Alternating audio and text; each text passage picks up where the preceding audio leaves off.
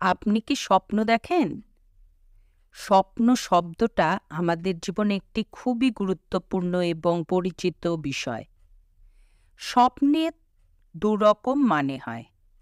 এক হলো স্বপ্ন মানে আমরা বড় হয়ে কি হতে চাই সেটাও আমাদের স্বপ্ন, এবং অপর মানেটা হলো আমাদের রাতের বেলায় ঘুমিয়ে যে নাটকের মতো দেখি সেটাও স্বপ্ন।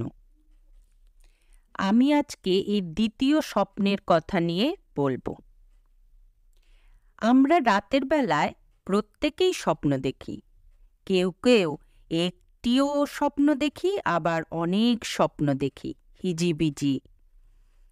কেউ কেউ এই স্বপ্নের কথা সকালে উঠে ভুলে যায়, আবার কেউ সকালে উঠে স্বপ্নের কথা মনে থাকে, আবার কেউ কেউ স্বপ্নে ভগবানের অনেক রকম আদেশও পেয়ে থাকে। আজ আমি তোমাদের কাছে এমন একজন মহাপুরুষের কথা বলবো, যিনি একজন সাধারণ মানুষ থেকে একজন মহাপুরুষে পরিণত হয়েছিলেন।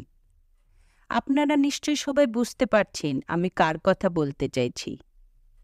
নমস্কার বন্ধুরা, অর্পিতা স্টোরিতে আপনাদের সকলের অভিনন্দন। আবার ফিরে আসি মূল কথাতে। আমি তোমাদের কাছে আজ বলবো অন্নদা ঠাকুরের কথা। অন্নদা ঠাকুর আদ্দামার মন্দির আদ্যাপীঠে স্থাপন করেছিলেন। আদ্দামার মন্দির স্থাপন, মাকে পাওয়া, এগুলি সমস্তই ছিল তার স্বপ্নের মাধ্যমে। স্বপ্নের আদেশ পেয়ে তিনি এই আদ্দামাকে কুড়িয়ে পেয়েছিলেন। অন্নদা ঠাকুর তার জীবনের কথা খাতাতে লিখে রেখে গেছেন। এই লেখা পরবর্তীকালে স্বপ্নজীবন নাম নিয়ে আদ্যাপীঠ থেকে প্রকাশিত হয়েছিল।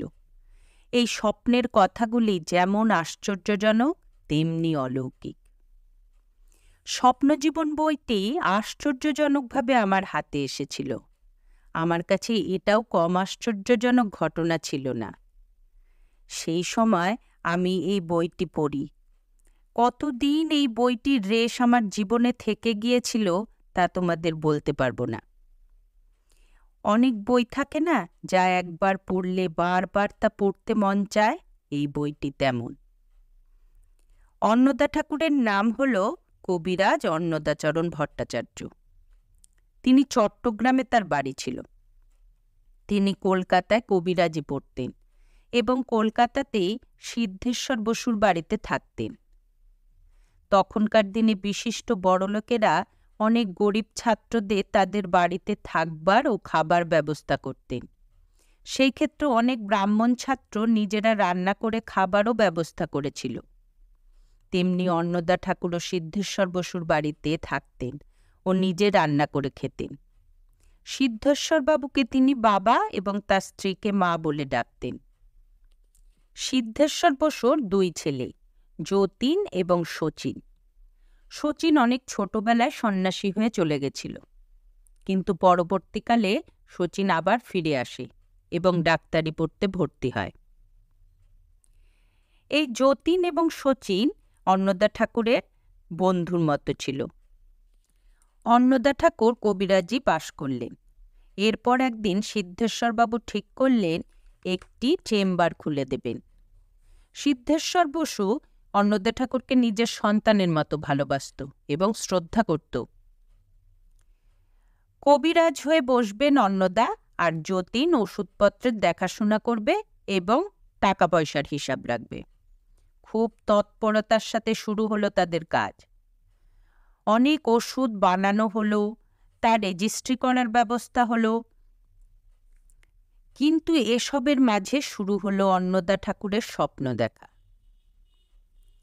একদিন রাতে শুয়ে আছেন অন্নদা ঠাকুর। হঠাৎ দেখলেন একজন সাধু তার কাছে এসেছেন। এসে ঠাকুরকে বলছেন অন্নদা ঠাকুর মাথা ন্যাড়া হতে হবে। মাথা ন্যাড়ার কথা শুনে তো ঠাকুরের খুব রাগ হলো। তিনি সন্ন্যাসী ঠাকুরের কাছে তেড়ে গেলেন স্বপ্নে। সন্ন্যাসী ঠাকুরের কোনো কথাই আর তিনি শুনতে চাইলেন না। এইভাবে সকাল হয়ে গেল।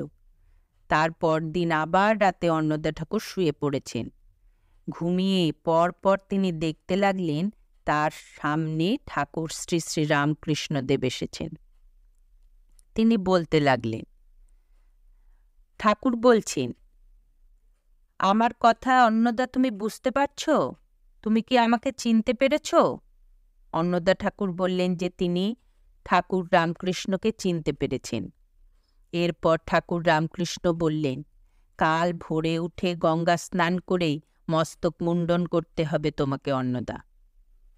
তারপর শুদ্ধভাবে শুদ্ধ বিছানায় শয়ন করতে হবে।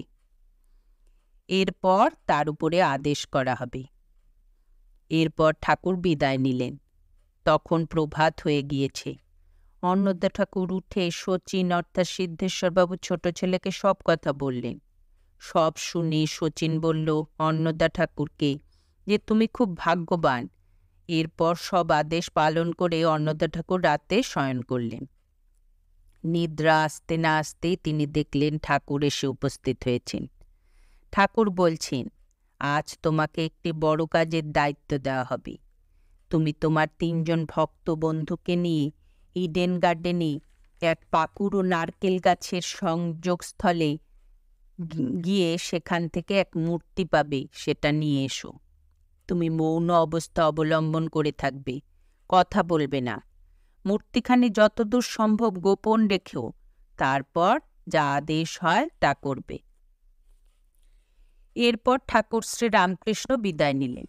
তখন অন্নদা ঠাকুর উঠে পড়লেন এবং শচীনের কাছে গেলেন। শচীনকে কাগজে লিখে স্বপ্নের কথা সব জানালেন। শচীনের মনে খুব আনন্দ হলো। তারপর বলল, ভক্ত কোথায় পাওয়া যাবে? এরপর দুজনে মিলে ভেবে ঠিক করলেন। শচীন বললেন, বঙ্গবাসী কলেজের ছাত্র শচীন ও তার বন্ধু সহপাঠী সত্যকে নিয়ে যাব। এরপর তারা 4 জন যুবক একসাথে ইডেন গার্ডেনের পথে চলতে লাগলেন। বাগানের অগ্নিকোণ দিয়ে প্রবেশ করে তারা পাকুড় ও নারকেল গাছের খোঁজ করতে লাগলেন। এরপর তারা পাকুড় ও নারকেল গাছের সংযোগস্থান লক্ষ্য করতে পারল। তারা সবাই মিলে ওই জায়গার নোংরা পরিষ্কার করতে লাগলো। তারা দেখল অন্য যে কোনো জায়গা থেকে এই জায়গা ভীষণ নোংরা।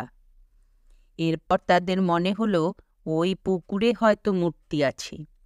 এই ভেবে অন্নদা ঠাকুর পুকুরে লাফ দিলেন।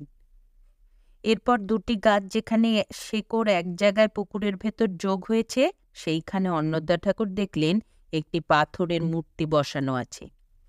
এটা দেখেই অন্নদা ঠাকুর সেই মূর্তি তুলে নিয়ে আসলেন।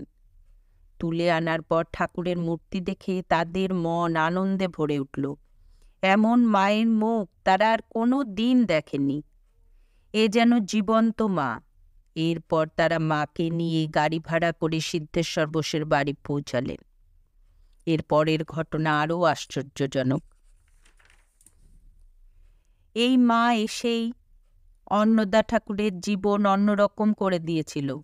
মাকে পাবার আগে তিনি কবিরাজ হয়ে জীবন সুখে কাটাবেন ভেবেছিলেন, কিন্তু পরবর্তীকালে তিনি একজন সন্ন্যাসী হয়েছিলেন এবং ঠাকুর সব সময় তাকে যেমন পরীক্ষা দিয়েছেন তেমনি নানা রকম বিপদ থেকে তাকে উদ্ধার করেছে।